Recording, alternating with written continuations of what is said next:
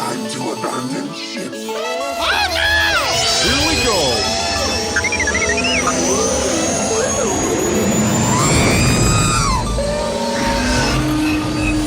Can I persuade you to join us for a drink? It's a tradition. Here, here. Jar Jar, homie, my main man, quickly. Before the Separatists attack, get into the escape pod. Hey! This is escape, then we're the pod.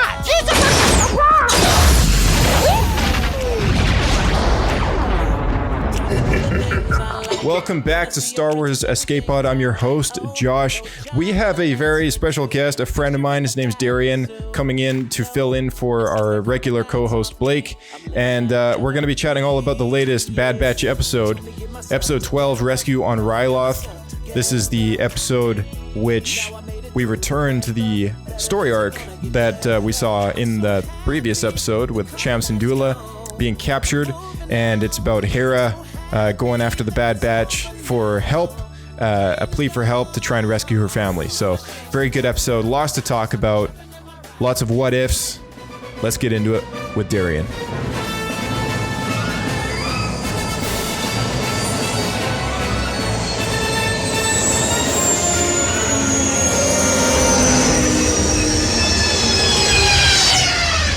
Another happy landing. All right, what's going on, my man? How's it going, Josh? Good, good. How are you? Welcome to the show. Good. I'm super pumped to be here. I've been a decently long-time listener of the show, so I'm excited to get my voice on here. It's about time, so Yeah. Here we go. Yeah, it's a huge honor, man. I've been looking forward to getting you on here at some point. It's a long time coming, so perfect opportunity filling in for Blake while he's away, and we're definitely going to do something later on as well. Yeah, I just gotta remember to say "God a blast" when I leave. So Yeah, exactly.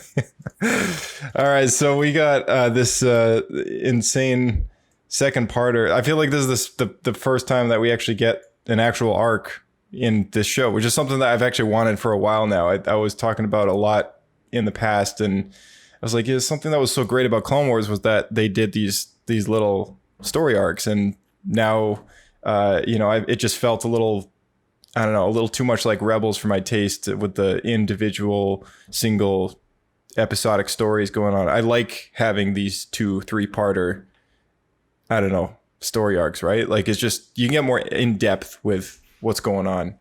yeah, I don't true. know. Is that your take on it as well, or like? How Yeah, do you I think feel about so.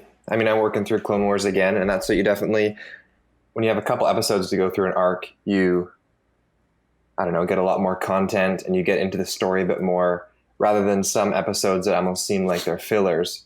And Right. I don't know, they have to do something, they get a mission, it gets resolved, and the Bad Batch leaves and on to the next.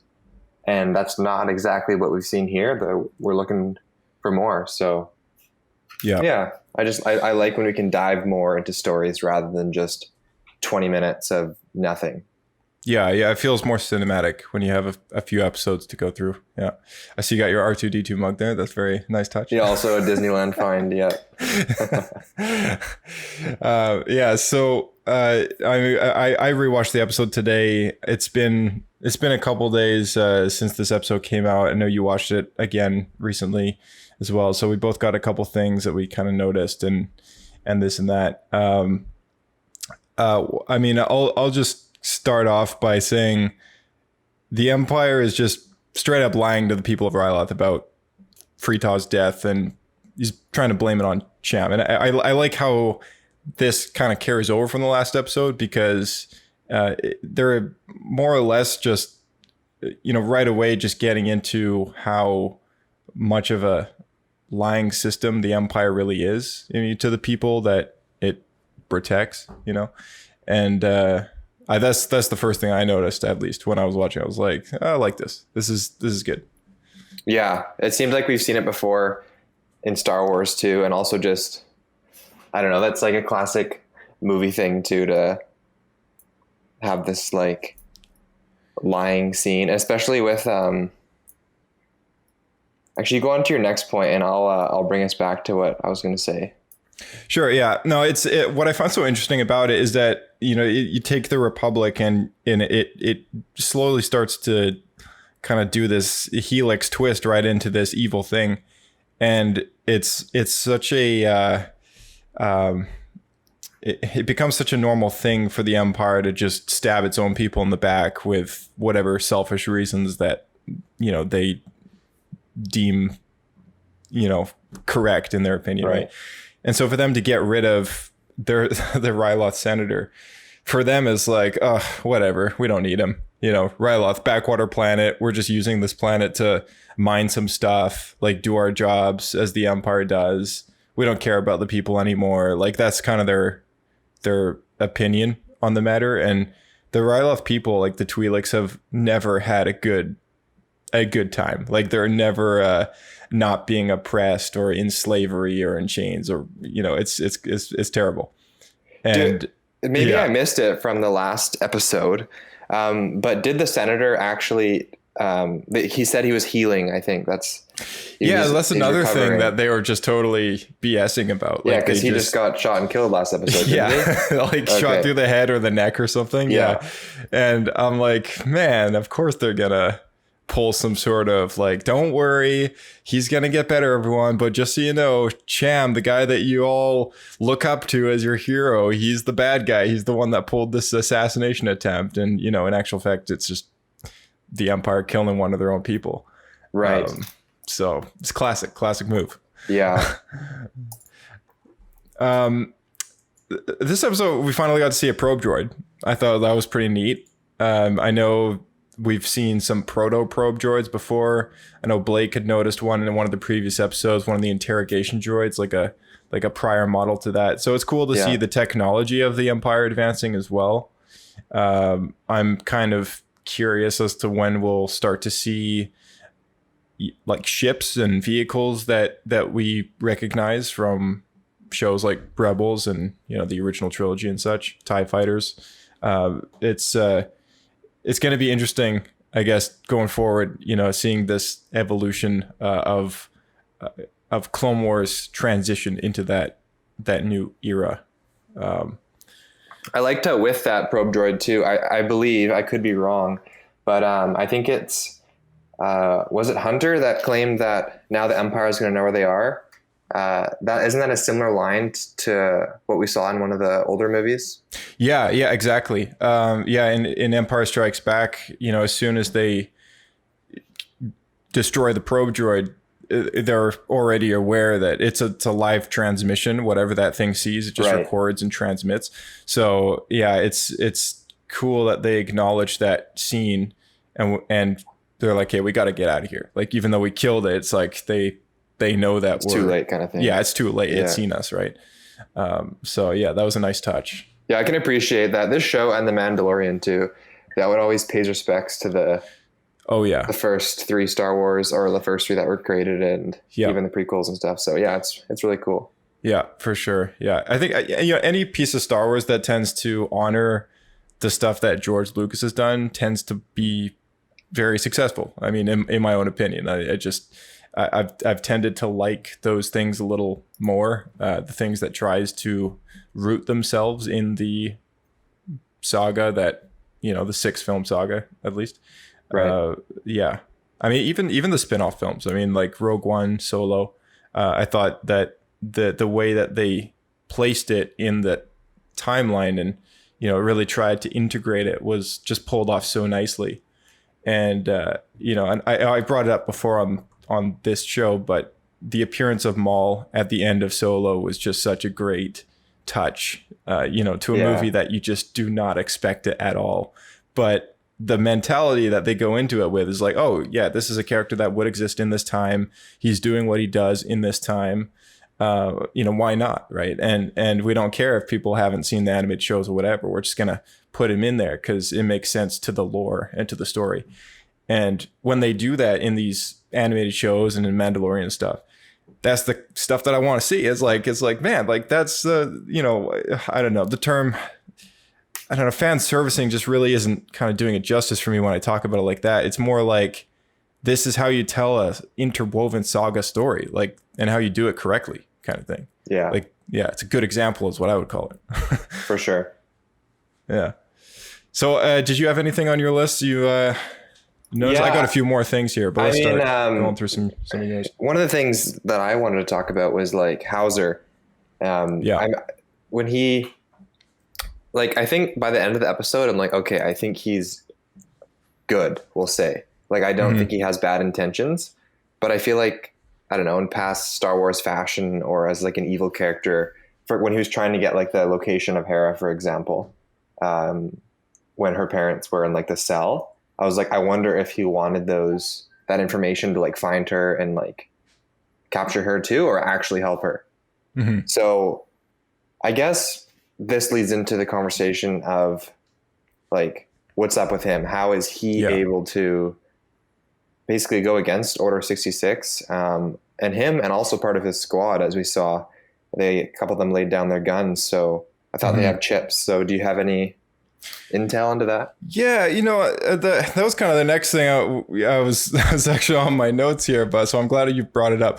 So Howzer, he's interesting because Howzer is the first clone in this entire show that we've seen, aside from Clone Force 99, who seems to have not been affected by his inhibitor chip, which is odd, right? It's very obscure, and we know that. At least according to the Bad Batch, that no form of Order 66 took place on the planet because there was no Jedi General at the time. And in the Clone Wars, the last episode, I believe, that has a Jedi on the planet still is perhaps one that actually ends up dying. I forget the name of the guy, but he was alien. A Weequay Jedi, I believe, or a Nikto or something, and he just fought to his last breath, and got shot in the chest a couple times, and went down with his captain, and he let the Twi'lek people and Cham and Gobi get away and everything. And I think that was the last episode. If that wasn't the last one, then it was when Mace Windu was on the planet trying to liberate the city of Lesu, which is it's actually when this episode starts. Is the city that we see on Ryloth. I think it's called Lesu, which is basically the capital city. I find it ironic that Cham fights so hard to recapture this city in the Clone Wars, and now he's being held captive by his own allies, and it just flashes back to those moments that he has with Mace Windu, and he says, "How long before I'm fighting you, Master Jedi?" Now he's not necessarily fighting the Jedi, but he's fighting their allies, which are the clones. And it's an interesting thing because like Howzer. He didn't have any Jedi to execute, so maybe the order wasn't given, and maybe his there's a couple of things here. So maybe his inhibitor chip never needed to be activated because there was no Jedi. He was just fighting with Cham Syndulla, and that's it, right? So either it wasn't activated, maybe it failed and broke. These things happen, right? Or perhaps at some point, even if it was activated, maybe he was able to overcome it with trusting Cham or something. Who knows, right? Like maybe there was a moment where it activated and he just snapped out of it because of maybe a sense of loyalty or whatever. And when he says what he says to his brothers in arms and stuff, they actually do follow, some of them at least, like they do toss their guns down and follow his word because they trust him, right? And they all get arrested for it, but the idea that can happen, I was like, that's interesting. This is very interesting. It might actually prove to be a means to an end for the clone production. Maybe this is why, right? They stopped making them. It's like it could also, like, unlikely, but it could also be foreshadowing, which is something we can talk about later. But foreshadowing Crosshair potentially turning back. Yeah, we'll say. But I guess. Going back to Order 66, was it an order to destroy the Jedi, or was it an order to fight for the Empire? It was an order to destroy the Jedi. But what I've noticed, which is very odd about these clones that have had the chips activated, is they just don't seem like in their right mind anymore, a lot of them. And so it does, in a way, change their entire behavior. And it makes me wonder, at least, if this order not only is to execute the Jedi, but additionally to kind of change their loyalty in a way, or change their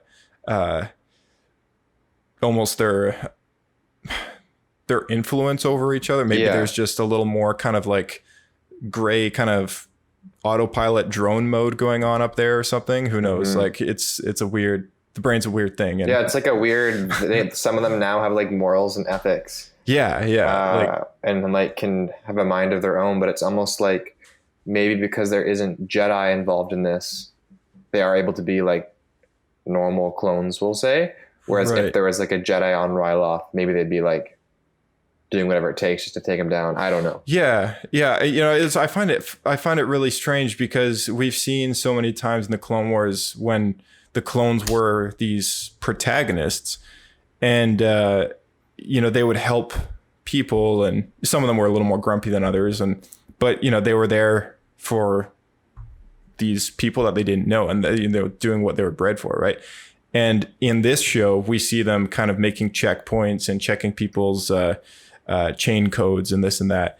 And, you know, they're so just more rigid and a lot less approachable, and they just seem a little more off, you know? And that's why it kind of, at least to me, that's why the Order 66 thing kind of is the only thing that makes sense for that behavior. Like once the chip activates, maybe that's what they do. Like they're just a little more drone-like and more kind of loyal to the people that gave them that command, which would be the Empire in this case.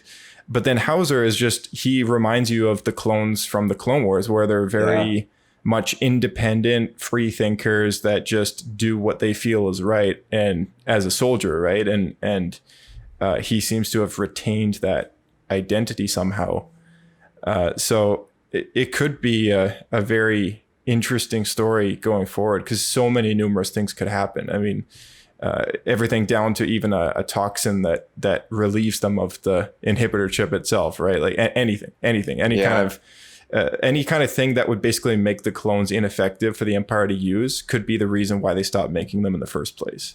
And we know it's going to happen. So it's just a matter of like, why does it happen? Right. Yeah. Do you think we'll see more of Howzer in the coming episodes of the Bad Batch, or do you think he's going to be more, I don't know, he's going to be in prison, we're not going to see him anymore?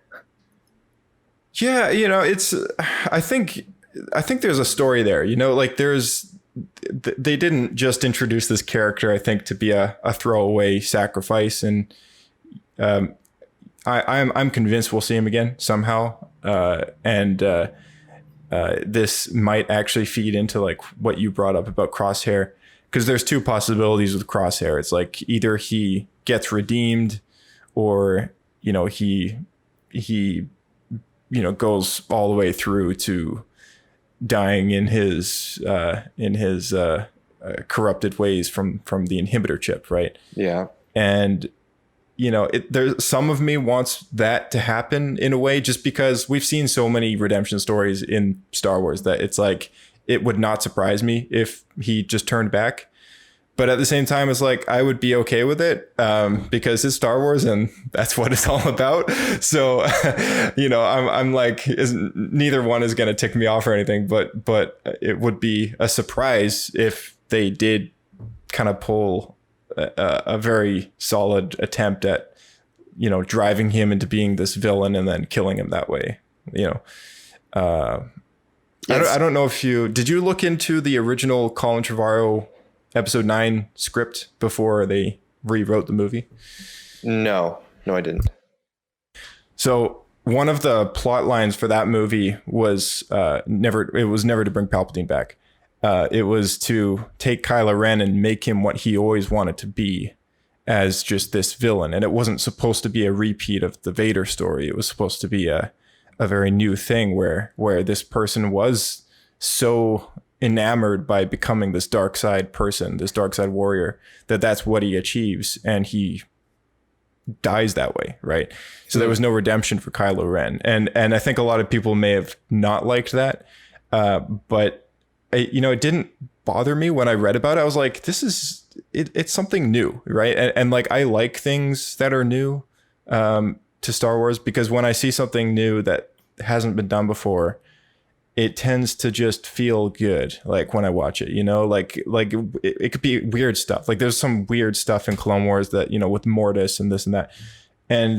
And I loved every second of it. And like, I can't really explain why, other than the fact that I was just enamored by how much of a not repeat story it was. And it was just something that I was like, oh, what's going to happen next? Like, I genuinely don't know.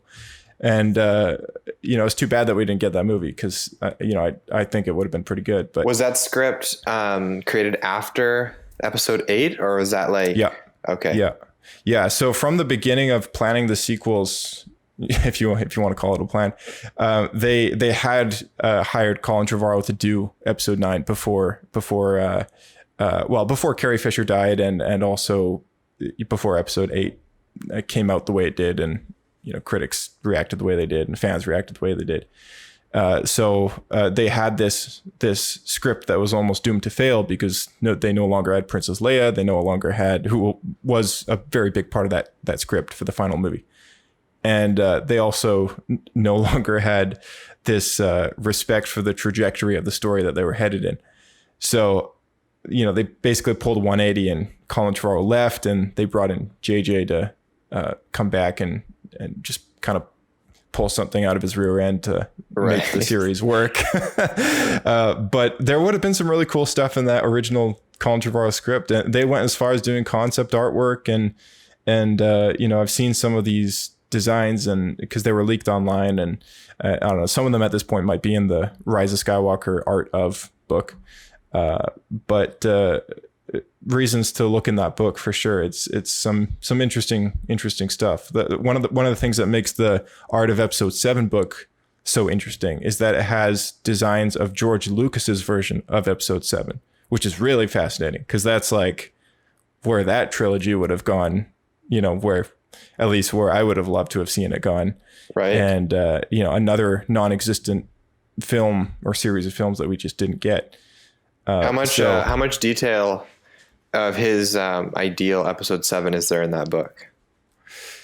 There's like in Force Awakens, like how much of George's Episode 7 like in the book that you were just saying that like not a lot. It's not like a crazy amount. It's I don't know, maybe a couple pages worth out of the whole thing, but nothing crazy. Yeah. Like you can look it up on Google Images as original Episode 7 designs for George Lucas's script. And you know, you'll get like between 8 to 15 different concept arts coming up, and they're pretty interesting. It would have been, Sam and Kira would have been the main characters of the movie. And, you know, they're between 14 and 16 or something like that. And yeah, it would have been interesting to say the least. And Luke Skywalker would have been a little more involved, and but yeah, so anyway, it could have been internet garbage, but I also read that J.J. Abrams had different ideas for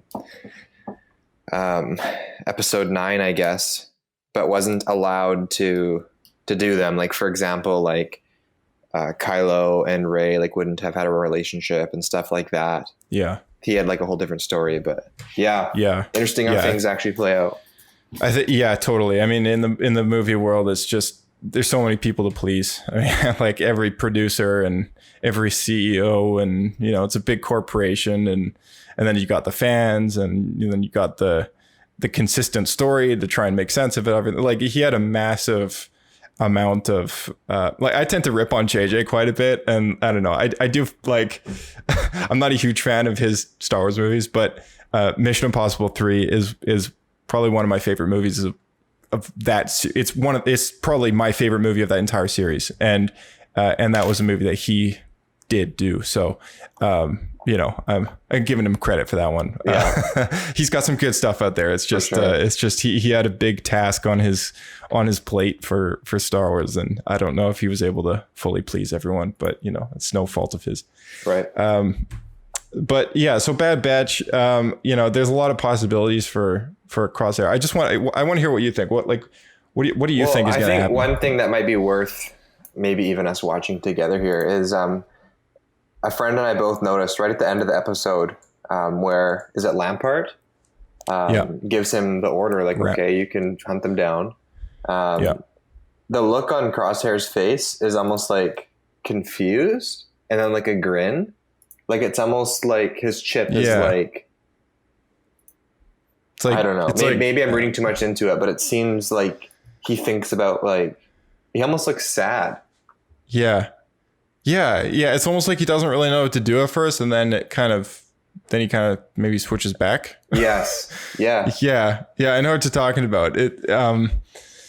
Yeah. Like, what do you think of that? Especially, like, I'm just rewatching it now. The scenes, like, because they focus on that scene for so long, it's almost like they want you to pick up on that. It's not like it's just like a quick like glance, like grin episode roll credits. Right. So I don't know. Maybe it could be. I think it could be maybe foreshadowing also that like he could switch back, but I also think that maybe be too easy for Star Wars. Like, yeah, that's like almost maybe the most like logical thing would be like he just turns back and everything's good. Yeah. You know, it's I'm looking at it too. It's just it's confusing. It's like I don't know. It gives you a lot to try and read into for sure. But I mean, ultimately, would you like to see this character redeemed, or are you kind of also like, yeah, you wouldn't have a problem with him just, you know, dying a villain kind of thing? I think I'd almost be more satisfied with him with the Bad Batch taking out his chip, like somehow like knocking him out or something, and then like taking the chip out. Yeah. I think him like turning good again would be too easy and like not satisfying enough for me. But I also don't know if I want to just see him die. Like, I don't think they would do that. Right. Unless you can think of another example within Star Wars where they've killed off a character like that. But I don't know.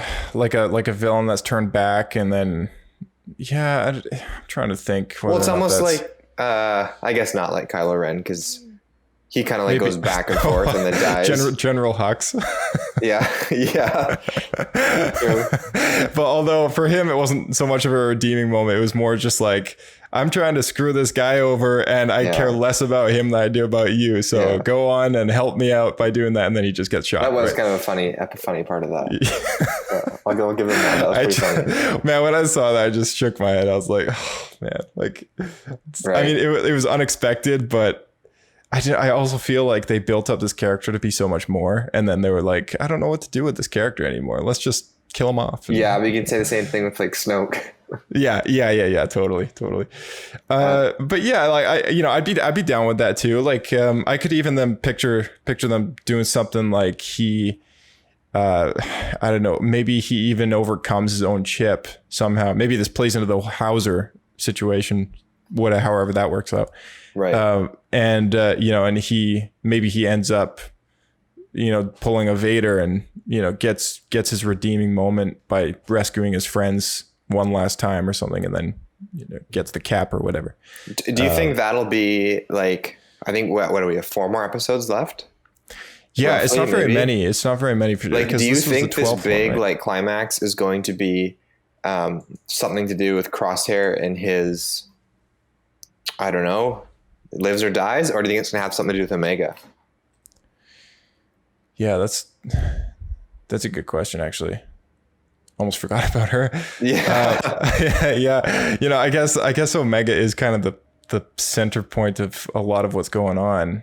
I mean, I guess the story does detour away from that quite a lot, but yeah, it makes me wonder though if maybe they will play into that somehow. I just feel like there's unanswered questions with Omega, and they haven't just, I don't know, concluded. Maybe it'll lead to a season 2.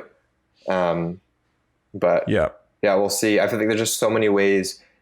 Like, this episode is good, but there's so many ways the story could go. Do we know what it's called? Infestation? Is that the next? Yeah, the next one's called Infested, and then the one after will be called War Mantle. So okay, so we don't really. It's not like Rescue on Ryloth, where it literally says what they're going to do. Right. Yeah. It's a little more obscure. So I don't know. I can imagine them picking up where this one even left off and have this one carry, because there's only 4 episodes left, like you say. So it could be directly. I don't think we're going to waste any time with what's going to happen. Crosshair could be going right after them, and or it could do a total sideline story again and we get right back into the Omega thing. Because yeah, there really isn't a lot of time left in this first season, and I feel like to do anything with the main plot, like they got to start doing it now to try and finish stuff up, I guess. I'm still hoping on this Boba Fett showing up ordeal, Cad Bane, all that stuff. I'm still hoping for that. You know, whether it comes in this season or the next, I can be patient. Yeah. But yeah, that'll be interesting. What are your thoughts on that one? Because, you know, I don't think I chatted to you about that episode. No. Yeah, I loved seeing Cad Bane again. I thought it was like borderline, like I like cheesy, but like with like the Western music and stuff, and like I find his voice, like it's so good. Like it's cheesy, but it's good. And I just love the character. So I'm excited to see him maybe come back. Yeah. Maybe like him and a couple other bounty hunters like Fennec Shan, like they all kind of come back at the same time and they have a duel of their own. Maybe that's what we'll see on the 4th episode from now. Right. Speaking of cheesiness, what I wanted to bring up before was like, it's like 19 minutes in and all the ships are leaving to go to the refinery, I guess, to protect it.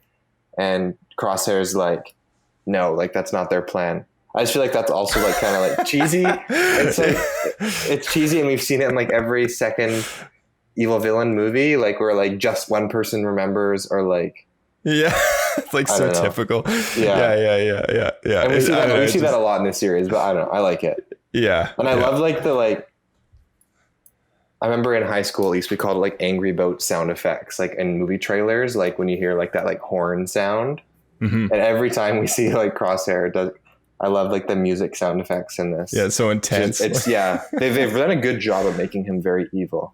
Yeah, they have. Yeah, and you know, from the get-go, he's always been portrayed as this quieter, kind of sly voice that's very, I don't know, just mysterious. He's a mysterious guy. Yeah, very different than the rest of them.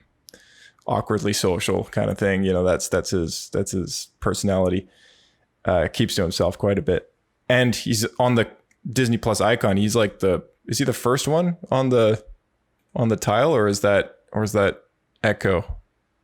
Can't remember now. I'm just looking at it. Yeah, that's him. Yeah, so he's like front and center on the icon on Disney Plus. So I'm quite frankly, I'm a little surprised that we just haven't seen more of him. So maybe you're right. Maybe like at some point he gets his redeeming moment, comes back into the full cast. And, you know, I guess we'll see what happens from there. It'd be interesting. We obviously don't know. I feel like a lot of the decision on if there will be a season 2 depends on numbers, because realistically, this all comes down to like money in the end. I'd be interesting to know like what their numbers are, because like if there is going to be a season 2, I think they would go the route of Crosshair turning good, so they can actually use him with the Bad Batch next season. Mm-hmm. Whereas if maybe the numbers aren't so good, they would maybe kill off Crosshair or end the story somehow. Yeah. Like maybe, and maybe you being in like the industry, maybe you would know if they would have to make that decision earlier on. Like maybe they've made this first season without knowing if they're going to make a second season. Yeah. Right? I don't know. It's possible. It's possible they decided halfway through and was like, oh, well, this is going to be a hit or whatever, you know? Yeah. You know, there's a lot of stuff going on I mean, we know that we're getting Book of Boba Fett later this year. Right. We got Mando season 3 coming out next year, as well as I think one of the other shows is coming out then as well. Kenobi or Andor. I think it's Andor maybe. Yeah. So there's all like Kenobi's filming right now, or maybe it's wrapping. Andor was also filming more recently, and Mando season 3 just started filming. I think it was on this past Monday, or maybe it's next Monday, but it's awesome. It's busy. Like, yeah. So Dave is a busy guy. And you know, I would not be surprised if maybe they were like, yeah, let's do one more season to kind of finish the story and then do something else. On the other hand, I could see this kind of being an ongoing thing. Like maybe this is just going to be their next animated series for 4 seasons or 6 seasons or whatever it ends up being. And, you know, cause maybe they're like, this is where, you know, a lot of the younger Star Wars fans kind of are able to exist on Disney Plus. And True. Yeah, who knows, right? I mean, I don't know how many parents out there are showing their 6-7-year-old kid Mandalorian, but I mean, who knows? I mean, right? I'm not point, a parent, so yeah, that point also even brings up the existence of Omega. Like maybe we're all thinking about it too much, and it could just be as simple as, hey, here's a kid that other kids can relate to. Yeah, totally, yeah. And I say this a lot in reference to what Dave Filoni has said about what George Lucas has said to him when he was making Clone Wars, and he said to make all these shows hopeful because kids need that. And it's always kind of Star Wars is for kids. It's designed for kids, and there's a wide range of what a kid is considered to be. I mean, it could be anywhere between the ages of 3 and 17 or something, right? So it's a wide gap of right. When George first described what Clone Wars was going to be on, I think it was one of the talk shows. It was after Revenge of the Sith came out and before Clone Wars launched in the theater. And he described it as a show that would be for 13-year-olds, like PG-13 style kind of thing. And when it came out, it was like, wow, this is great. Like, violence was pretty Star Warsy, it didn't feel like it was toned down at all.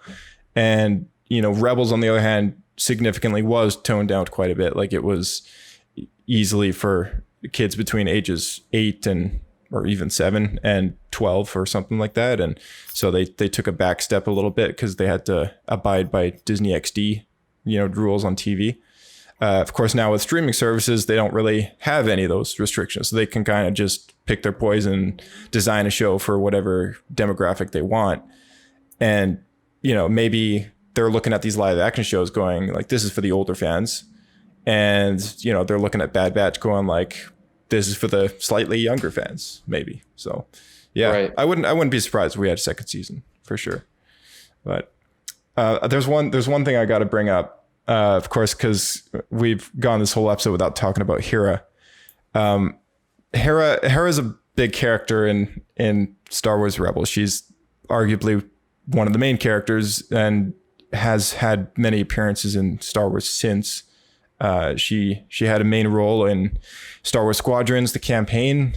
She also had some voiceover cameo appearances. I forget, maybe it might have been Battlefront 2.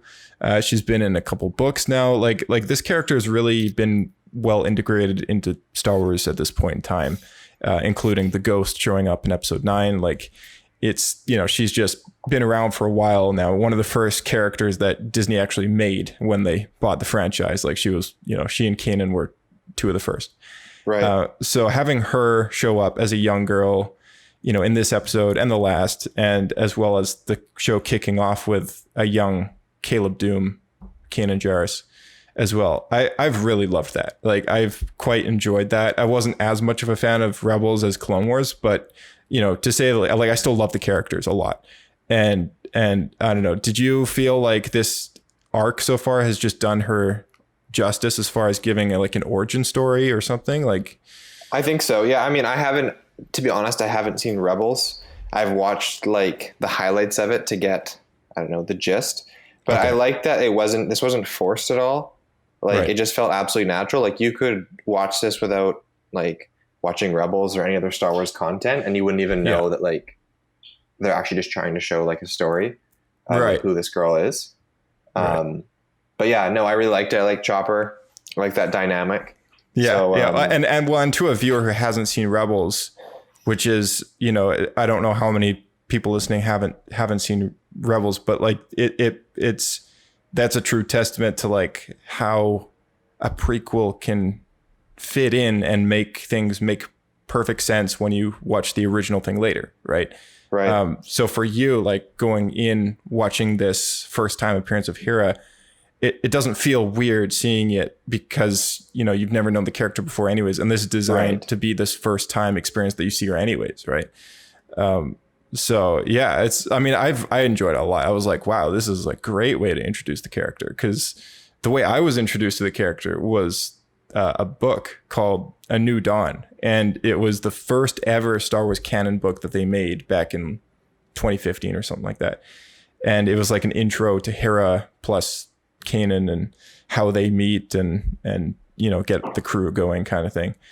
And it was okay. It wasn't crazy. It wasn't my favorite book in the world, but that was my introduction to Hera. And then I watched the show and I was like, oh, okay. The book was for adults. The show was for kids. So, the characters seemed a little bit different than they did in the book. But that was my first kind of intro to that character. And watching this episode with her as a young girl, I was like, this is just so perfect. Like it makes sense to put her in this. Like her dad Cham has always been a character in Clone Wars even before Rebels existed.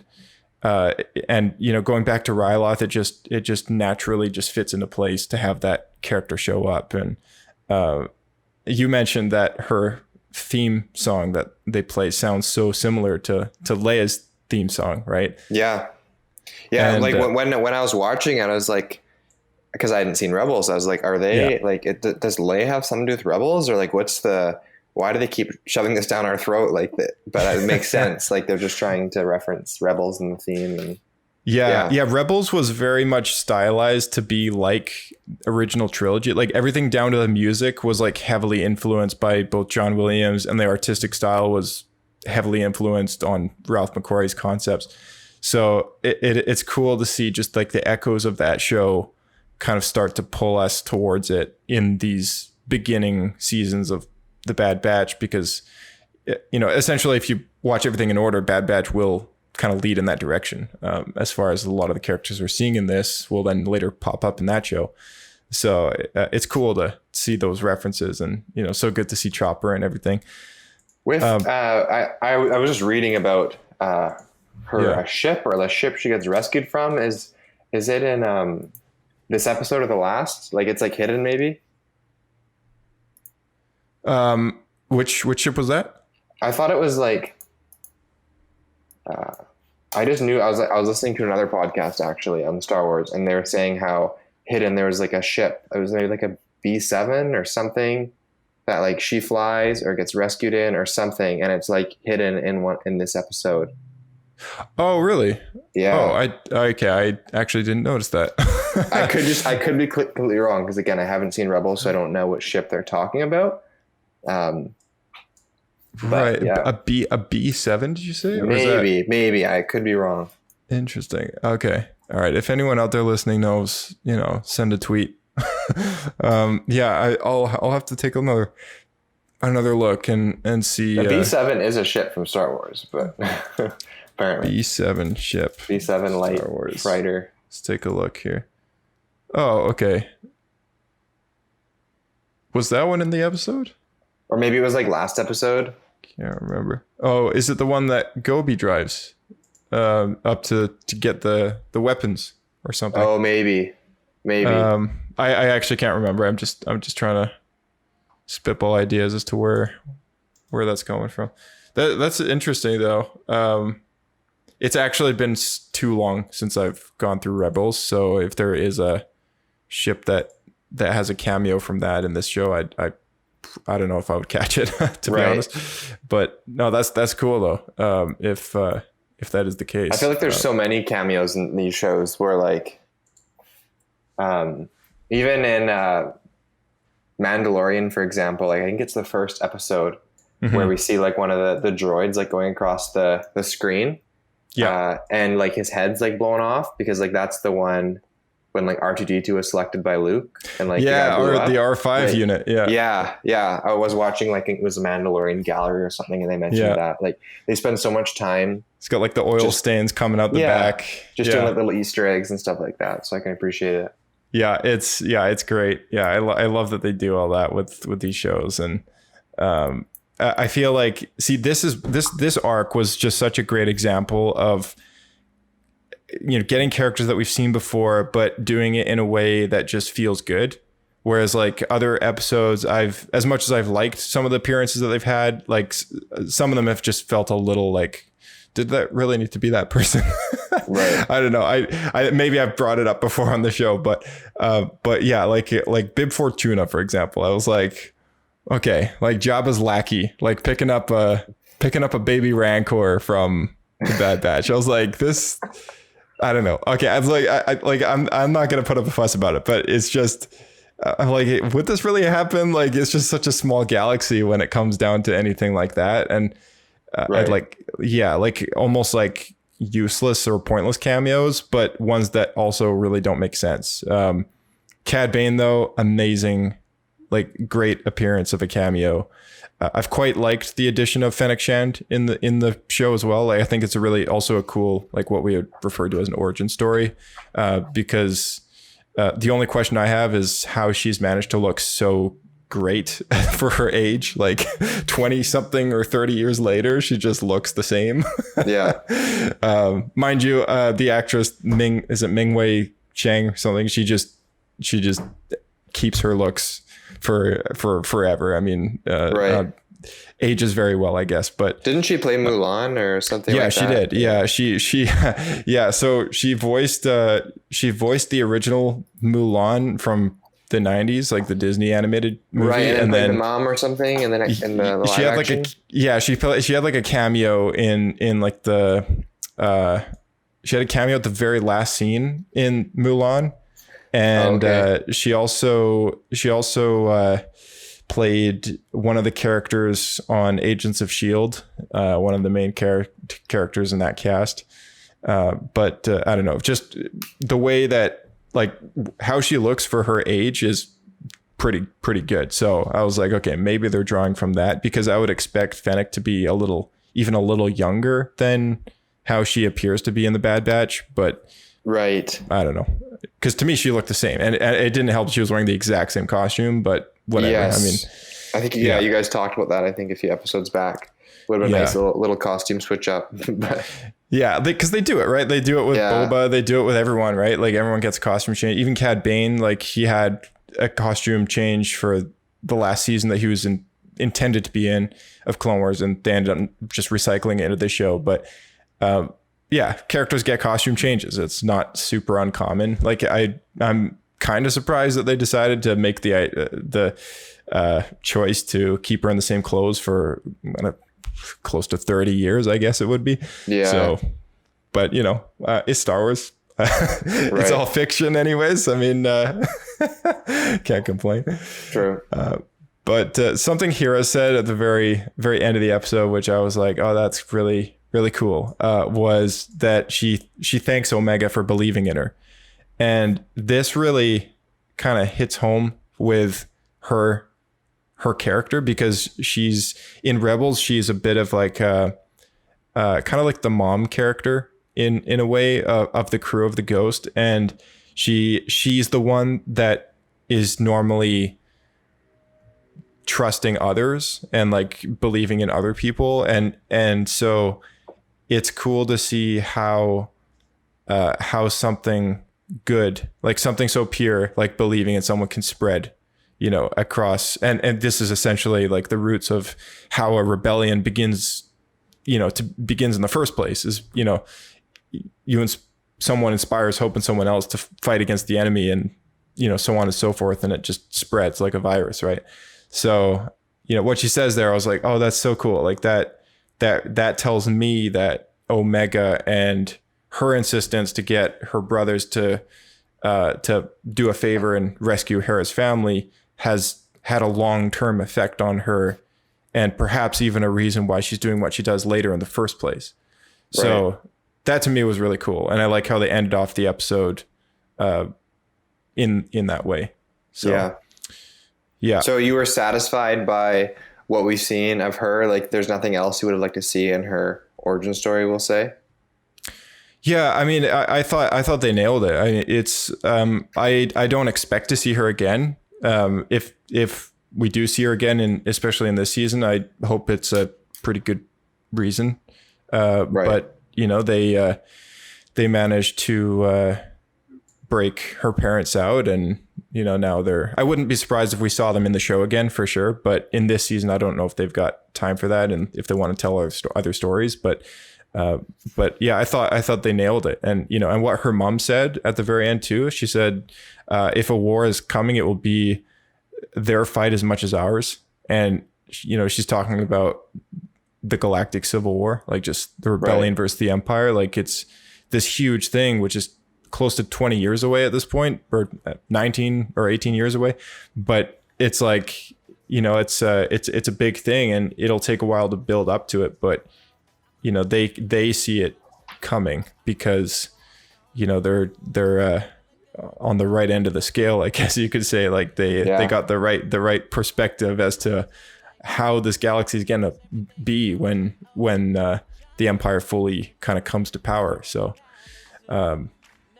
yeah, I guess we'll see what happens next. Crosshair's on the hunt. Did you have any last things you wanted to bring up before we wrap up? I don't think so. I mean, I like that we're back to Crosshair, right? Like we're back to the storyline we all enjoy, not just a random mission. So yeah, I'm excited to see where it goes. I think we will also see Howzer. I think he'll come back in some way, whether he joins, starts an uprising or something. But yeah, excited. Thanks for having me on the show.